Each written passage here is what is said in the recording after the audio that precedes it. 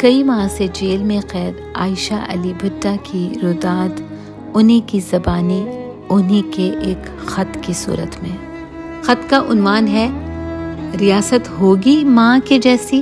کہتی ہیں گزشتہ 20 سالوں میں قانون کی بالادستی، مساوی حقوق اور بروقت انصاف کی فراہمی کی جدوجہد کے سلسلے میں منفرد انقلابی تحریکوں نے پاکستان میں جنم لیا۔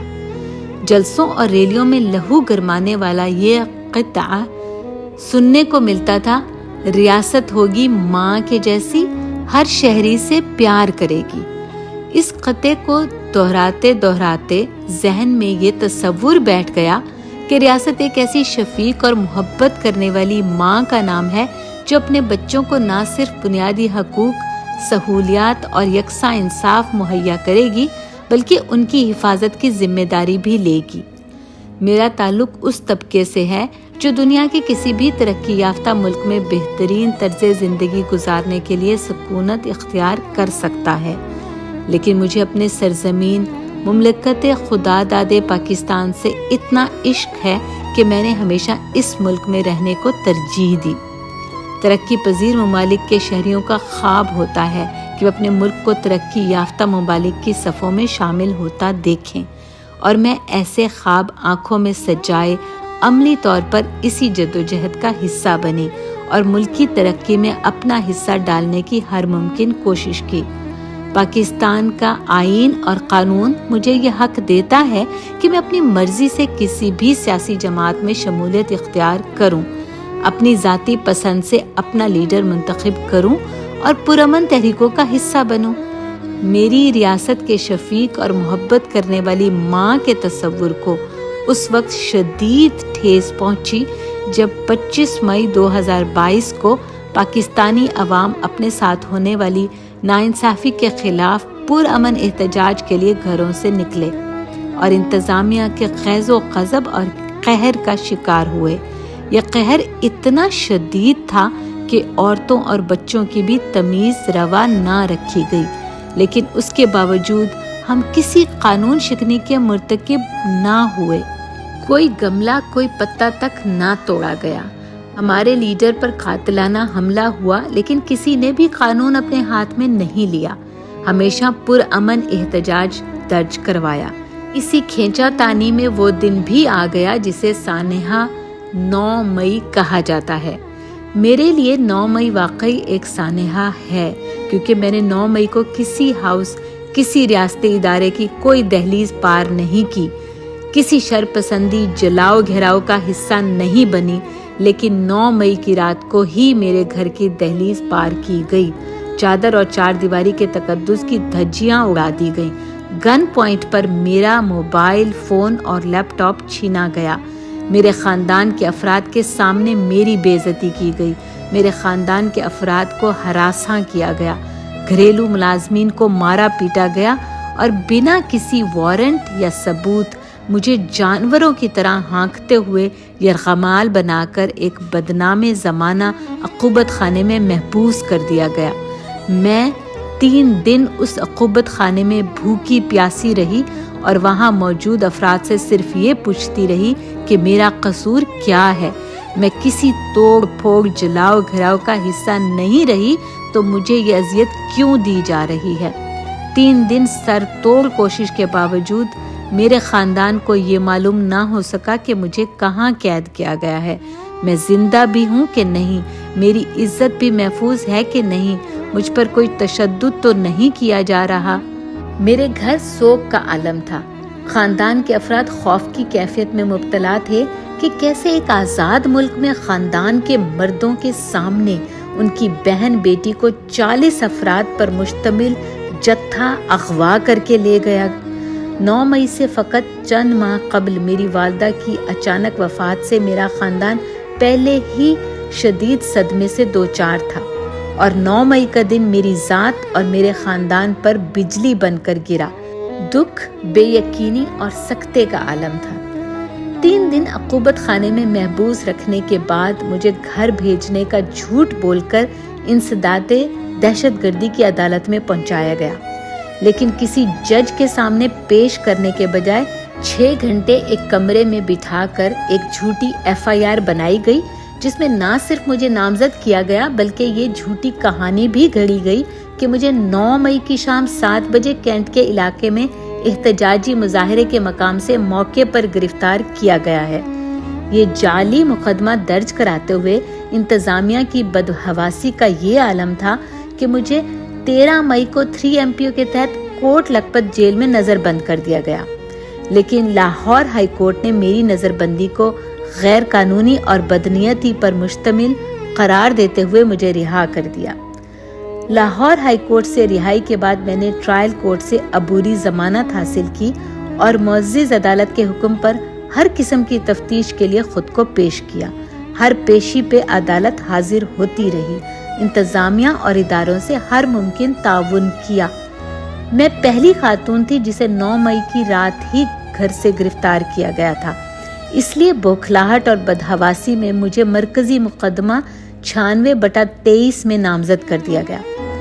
میں واحد خاتون ہوں جسے اس مقدمے میں نامزد کیا گیا۔ میرا ریاست سے سوال ہے کہ میں کسی مجرمانہ سرگرمی، توڑ پھوڑ، جلاؤ گھراؤ کا حصہ ہی نہیں تھی تو مجھ پر یہ ظلم کیوں کیا گیا؟ مجھے جھوٹے جعلی مقدمے میں نامزد کیوں کیا گیا؟ میں اپنے ہی گھر میں غیر محفوظ کیوں ہو گئی؟ دن رات یہ خوف طاری رہا کہ دوبارہ کوئی میری 4 دیواری پھلانگ کر مجھے اغوا نہ کر لے، اور 10 اگست کو میرا یہ بدترین خدشہ سچ ثابت ہوا۔ 8 اگست کو عدالت سے میری عبوری ضمانت میں توسیع کے باوجود 10 اگست کی رات پولیس اہلکاروں نے میرے گھر پر دھاوا بولا اور میرے وارنٹ دکھانے کے اصرار پر مجھے دھمکیاں دی گئیں کہ اگر میں شرافت سے ساتھ نہیں گئی تو مجھے گھسیٹ کر لے جایا جائے گا۔ 2 دن مجھے مختلف تھانوں میں ذلیل کرنے کے بعد مجھے ایک اور جعلی مقدمے میں جیل بھیج دیا گیا اور 10 اگست سے تذلیل، ذہنی اور جسمانی اذیت، بے حرمتی اور ناانصافی کا ایک نہ ختم ہونے والا سلسلہ شروع ہوا جو آج تک جاری ہے۔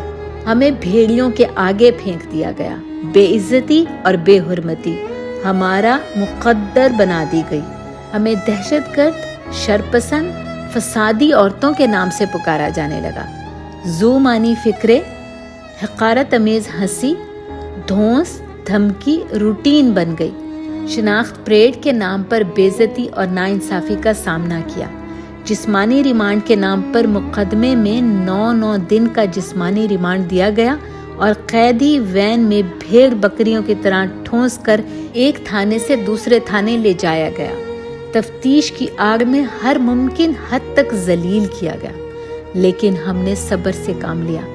جن خواتین نے کبھی کاکروچ نہیں مارا ان پر قتل، جلاؤ گھراؤ، بغاوت اور ریاست کے خلاف جنگ چھیڑنے کے سنگین مقدمات بنا دیے گئے ہیں۔ 6.5 مہینے ہو گئے ہیں لیکن مجھے ضمانت کے بنیادی حق سے محروم رکھا جا رہا ہے۔ میرا خاندان بکھر کر رہ گیا ہے۔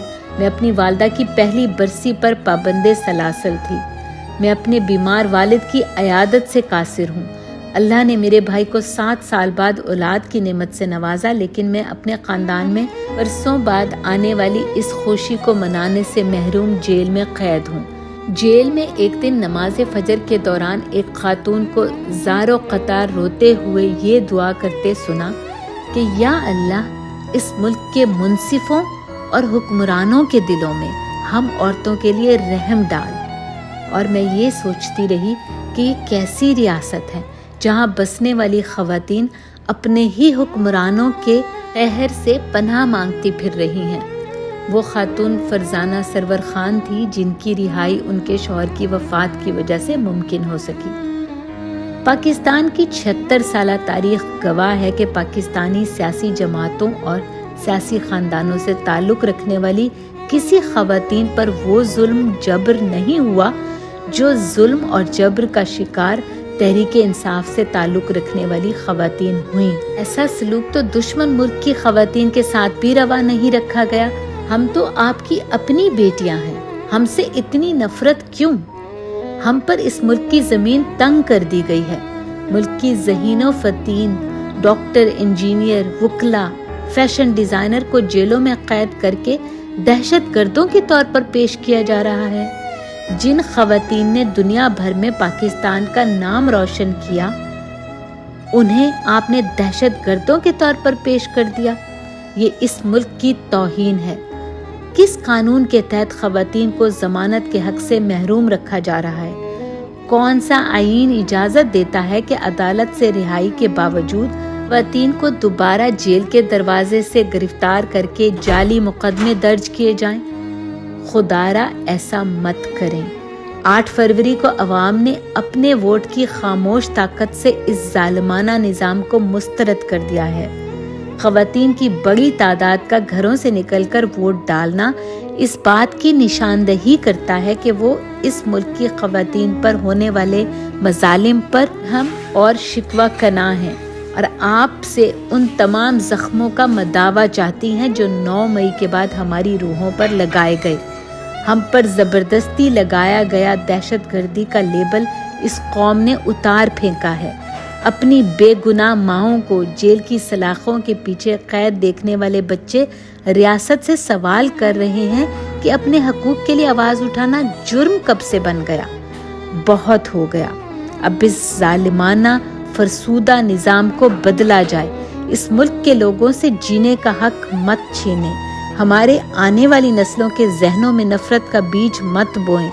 इस मुल्क के काबिल शहरियों को हिजरत पर मजबूर मत करें। ये मुल्क हमारी शनाख्त है, हमें इस शनाख्त पर फख्र है और हमसे कोई इंसान ये शनाख्त नहीं छीन सकता। खवातीन को वो इज्जत और मकाम दिया जाए जिसका तायुन नबी करीम सल्लल्लाहु अलैहि वसल्लम ने किया है।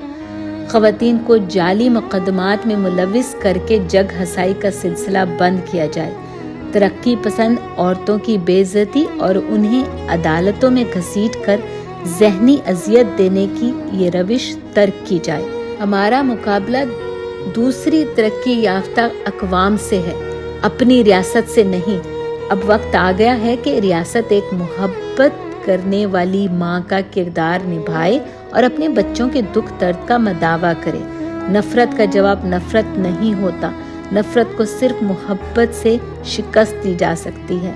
नफरतों के शहर को अगर मोहब्बत से आबाद ना किया गया तो आने वाली नस्लें आपको कभी माफ नहीं करेंगी। हमें आज़ाद फ़ज़ा में सांस लेने का हक, जज़ा सज़ा सब यहीं पे होगी, यहीं अज़ाबो सवाब होगा, यहीं से उठेगा शोरे महशर, यहीं पे रोज़े हिसाब होगा।